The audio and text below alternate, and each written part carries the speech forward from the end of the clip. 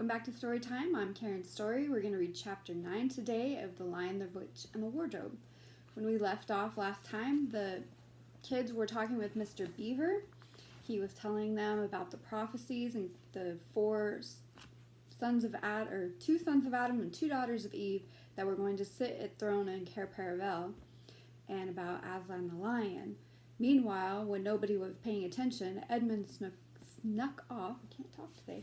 He snuck off and went to find the witch's house, or the queen as she likes to be called.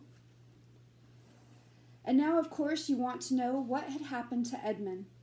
He had eaten his share of the dinner, but he hadn't really enjoyed it because he was thinking all the time about Turkish delight.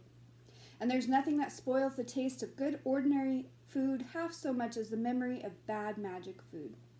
And he had heard the conversation and hadn't enjoyed it much either, because he kept on thinking that the others were taking no notice of him and trying to give him the cold shoulder. They weren't, but he imagined it. And then he had listened until Mr. Beaver told them about Aslan, until he had learned the whole arrangement for meeting Aslan at the stone table. It was then that he began very quietly to edge himself under the curtain which hung over the door. But the mention of Aslan gave him a mysterious and horrible feeling, just as it gave the others a mysterious and lovely feeling. Just as Mr. Beaver had been repeating the rhyme about Adam's flesh and Adam's bone, Edmund had been very quietly turning the door handle, and just before Mr. Beaver had begun telling them that the White Witch wasn't really human at all, but half a djinn and half a giantess, Edmund had got outside into the snow and cautiously closed the door behind him. You mustn't think that even now Edmund was quite so bad that he actually wanted his brother and sisters to be turned into stone. He did want Turkish delight and to be a prince and later king, and to pay Peter out for calling him a beast.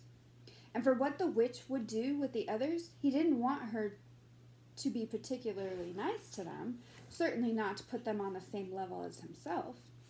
But he managed to believe, or to pretend he believed, that she wouldn't do anything very bad to them, because, he said to himself, all these people who say nasty things about her are her enemies, and probably half of it isn't true.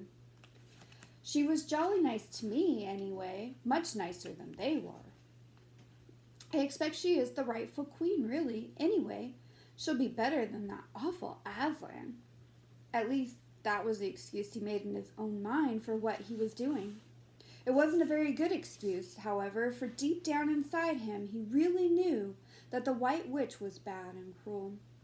The first thing he realized when he got outside and found the snow falling all around him was that he had left his coat behind in the beaver's house. And of course, there was no chance of going back to get it now. The next thing he realized was that the daylight was almost gone, for it had been nearly 3 o'clock when they sat down to dinner, and the winter days were short. He hadn't reckoned on this, but he had to make the best of it. So he turned up his collar and shuffled across the top of the dam. Luckily, it wasn't so slippery since the snow had fallen to the far side of the river. It was pretty bad when he reached the far side. It was growing darker every minute, and what with that and the snowflakes swirling all around him, he could hardly see 3 feet ahead. And then, too, there was no road. He kept slipping into deep drifts of snow and skidding on frozen puddles and dripping over fallen tree trunks and sliding down steep banks and barking his shin against rocks, till he was wet and cold and bruised all over. The silence and the loneliness were dreadful. In fact, I really think he might have given up the whole plan and gone back and owned up and made friends with the others, if he hadn't happened to say to himself, "When I'm king of Narnia, the first thing I shall do will be to make some decent roads." And of course that set him off thinking about being a king and all the other things he would do, and this cheered him up a good deal. He had just settled in his mind what sort of palace he would have, and how many cars, and all his private cinema, and where the principal railways would run, and what laws he would make against beavers and dams, and was putting the finishing touches to some schemes for something for keeping Peter in his place when the weather changed. First the snow stopped, then a wind sprang up and it became freezing cold. Finally, the clouds rolled away and the moon came out. It was a full moon and shining on all that snow and made everything almost as bright as day. Only the shadows were rather confusing. He would never have found his way if the moon hadn't come out by the time he got to the other river. You remember he had seen, when they first arrived at the Beavers, a smaller river flowing into the great one lower down. He now reached this and turned to follow it up, but the little valley down which it came was much steeper and rockier than the one he had just left, and much overgrown with bushes, so that he could not have managed it at all in the dark. Even as it was, he got wet through, for he had to stoop under branches, and great loads of snow came sliding off onto his back. And every time this happened, he thought more and more how he hated Peter, just as if all this had been Peter's fault. But at last he came to a part where it was more level and the valley opened up. And there, on the other side of the river, quite close to him, in the middle of a little plain between two hills, he saw what must be the White Witch's house. And the moon was shining brighter than ever. The house was really a small castle. It seemed to be all towers, little towers with long pointed spires on them, sharp as needles. They looked like huge dunce's caps or sorcerer's caps. And they shone in the moonlight, and their long shadows looked strange on the snow. Edmund began to be afraid of the house, but it was too late to think of turning back now. He crossed the river on the ice and walked up to the house. There was nothing stirring, not the slightest sound anywhere. Even his own feet made no noise on the deep, newly fallen snow. He walked on, past corner after corner of the house, and past turret after turret to find the door. He had to go right round to the far side before he found it. It was a huge arch, but the great iron gate stood wide open. Edmund creeped up to the arch and looked inside into the courtyard, and there he saw a sight that nearly made his heart stop beating. Just inside the gate, with the moonlight shining on it, stood an enormous lion, crouched as if it was ready to spring. And Edmund stood in the shadow of the arch, afraid to go on and afraid to go back.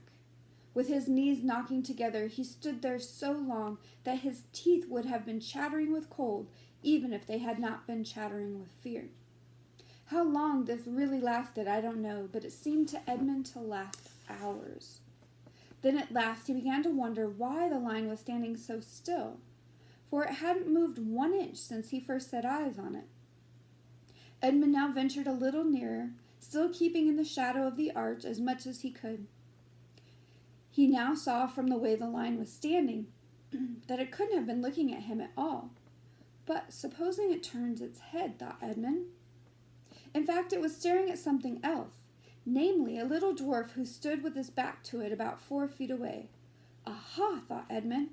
When it springs at the dwarf, then will be my chance to escape. But still the lion never moved, nor did the dwarf. And now at last Edmund remembered what the others had said about the White Witch turning people into stone. Perhaps this was only a stone lion. And as soon as he had thought of that, he noticed that the lion's back and the top of its head were covered with snow. Of course, it must be only a statue.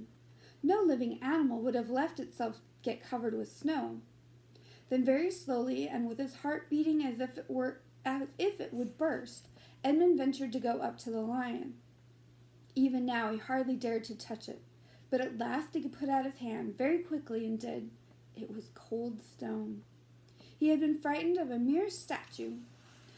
The belief which Edmund felt was so great that in spite of the cold, he suddenly got warm all over right down to his toes, and at the same time there came into his head what seemed a perfectly lovely idea.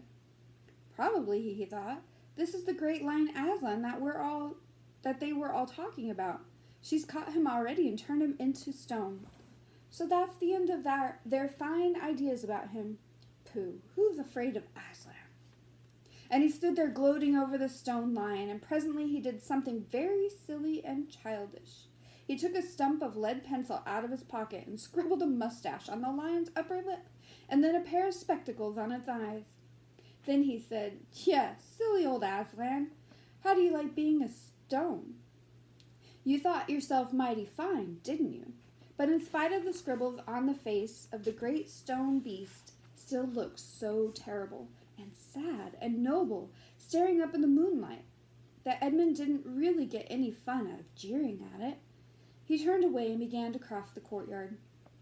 As he got into the middle of it, he saw that there were dozens of statues all about, standing here and there rather as the pieces stand on a chessboard when it is halfway through the game. There were stone satyrs and stone wolves and bears and foxes and catamountains of stone. There were lovely stone shapes that looked like women, but who were really the spirits of trees.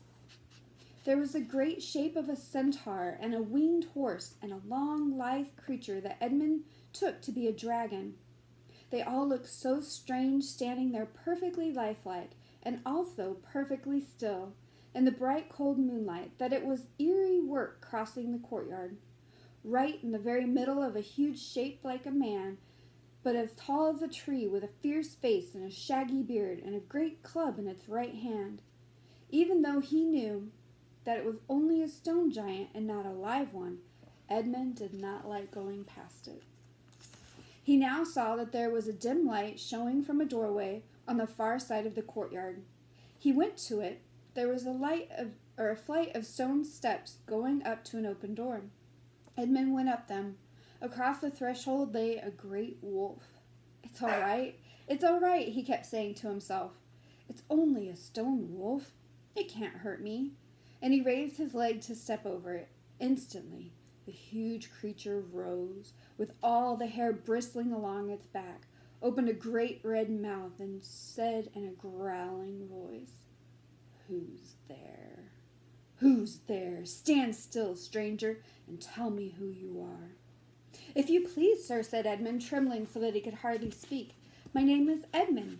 I'm the son of Admon that Her Majesty met in the wood the other day, and I've come to bring her the news that my brother and sisters are now in Narnia, quite close, in the beaver's house. She wanted to see them." "I will tell Her Majesty," said the wolf. "Meanwhile, stand still on the threshold as you value your life." Then it vanished into the house. Edmund stood and waited, his fingers aching with cold and his heart pounding in his chest, and presently the gray wolf, Mogram, the chief of the witches' secret police, came bounding back and said, come in, fortunate favorite of the queen, or else not so fortunate." And Edmund went in, taking great care not to tread on the wolf's paws. He found himself in a long, gloomy hall with many pillars, full as the courtyard had been of statues. The one nearest the door was a little faun with a very sad expression on his face, and Edmund couldn't help wondering if this might be Lucy's friend. The only light came from a single lamp, and close beside this sat the White Witch. "I'm come, your Majesty," said Edmund, rushing eagerly forward. "How dare you come alone?" said the witch in a terrible voice. "Did I not tell you to bring the others with you?"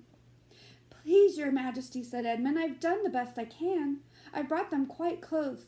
They're in the little house on the top of the dam, just up the river, with Mr. and Mrs. Beaver." A slow, cruel smile came over the witch's face. "Is this all your news?" she asked. "No, your Majesty," said Edmund, and proceeded to tell her all he had heard before leaving the beaver's house.